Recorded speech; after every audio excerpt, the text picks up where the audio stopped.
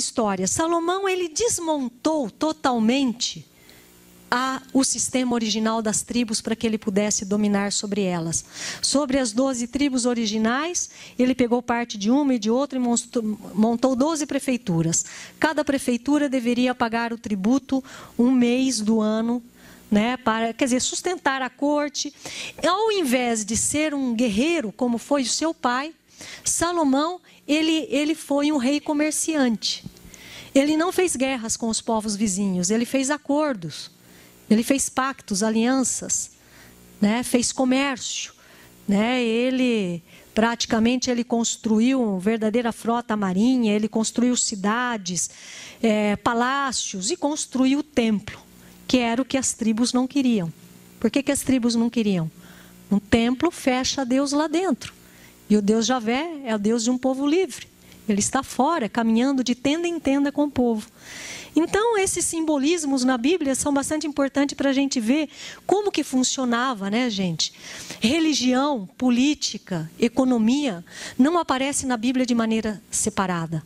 É tudo junto. Aqui a gente estuda, né, separadamente, mas na nossa vida também não acontece de maneira separada. Então, Salomão vai representar na história, talvez, um dos reis, né, mais opulentos e cruéis da história de Israel, né? Neste período aqui, vejam vocês, nós estamos no ano 1000, tá? Nos anos 1000, aqui, no século 10º, antes de Cristo de Israel. 500 anos depois, Israel, nós temos aqui um período da monarquia unificada.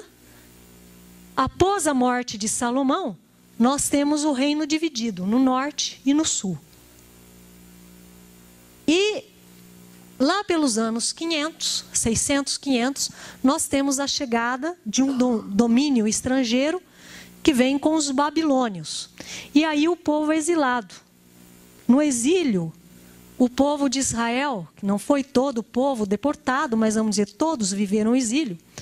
O povo de Israel vai perder os seus principais bens, a sua herança, que é a terra, vai perder os principais símbolos da sua fé, da sua tradição e da sua identidade como nação.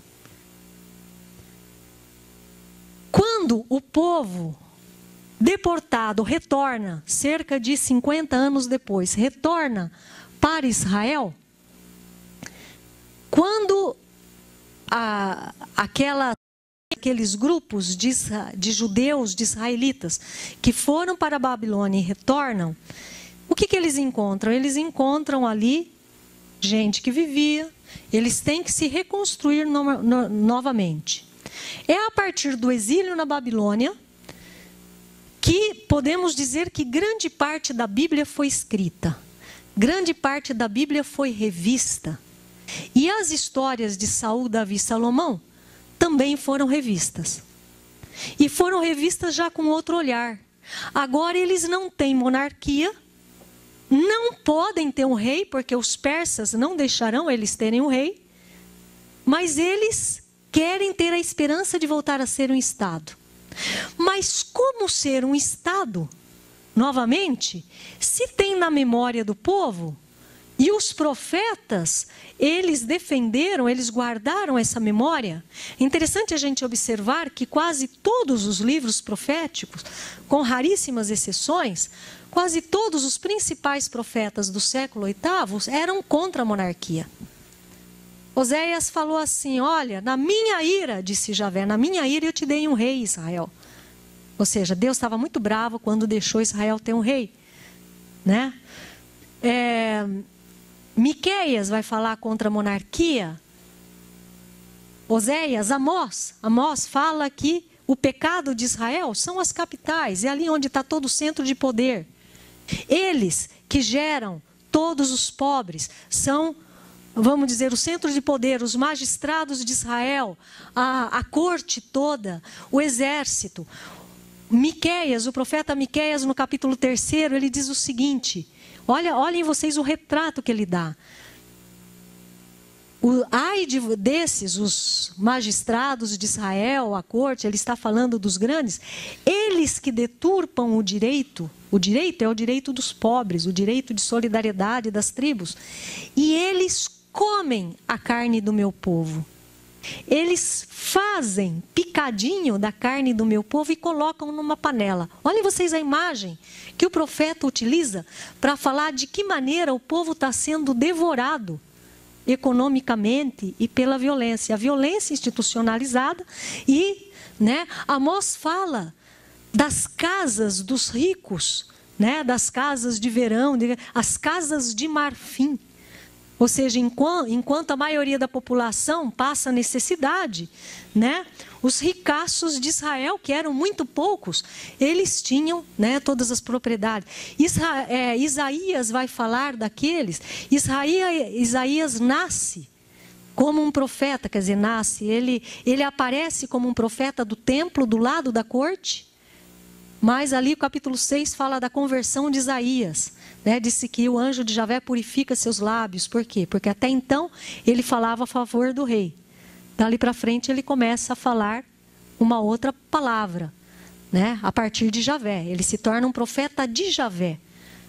Então, os profetas, eles serão os porta-vozes de uma crítica também muito ferrenha à monarquia tributária.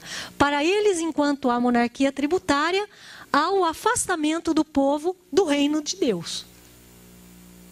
Enquanto há os reis, enquanto há todo esse sistema de exploração, não há o reino de Deus. Deus não está reinando.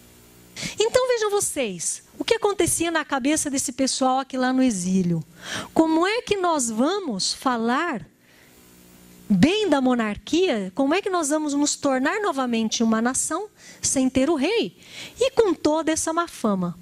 Então é interessante, nós pegamos essas histórias, muitas dessas histórias, inclusive críticas, foram feitas posteriormente à vida concreta desses reis, ao período da história desses reis, mas muitas delas com materiais encontrados na corte. Em muitas ocasiões, o livro dos reis diz assim, isso aqui, por exemplo, a construção do templo. Como é que a gente sabe, quer dizer, como que foi a economia da construção do templo? Olha, Salomão, ele importou madeira do Líbano. Ele usou o trabalho escravo. Vejam vocês quanta coisa ele teve que pagar. Ele se tornou quase que um rei vassalo do Líbano, da Fenícia, na época, Fenícia. Que informações, onde que eles encontravam? Então ele falou assim, não está isso tudo escrito lá no livro dos reis? O que seriam esses livros dos reis? Seriam as atas. As atas da corte, onde eles tomavam nota dos comércios, das guerras, de todas as coisas que aconteciam importante. Era o registro que eles tinham. Isso, de alguma maneira, chegou à mão de grupos teológicos e de grupos proféticos aqui nesse período. Por isso essas críticas. Só que na época exílica e pós-exílica, a história era outra. A nação está destruída. E há necessidade de resgatar a esperança na reconstrução da nação. Como que eles fazem isso? Enxertam no meio dessas histórias favoráveis, romantizadas.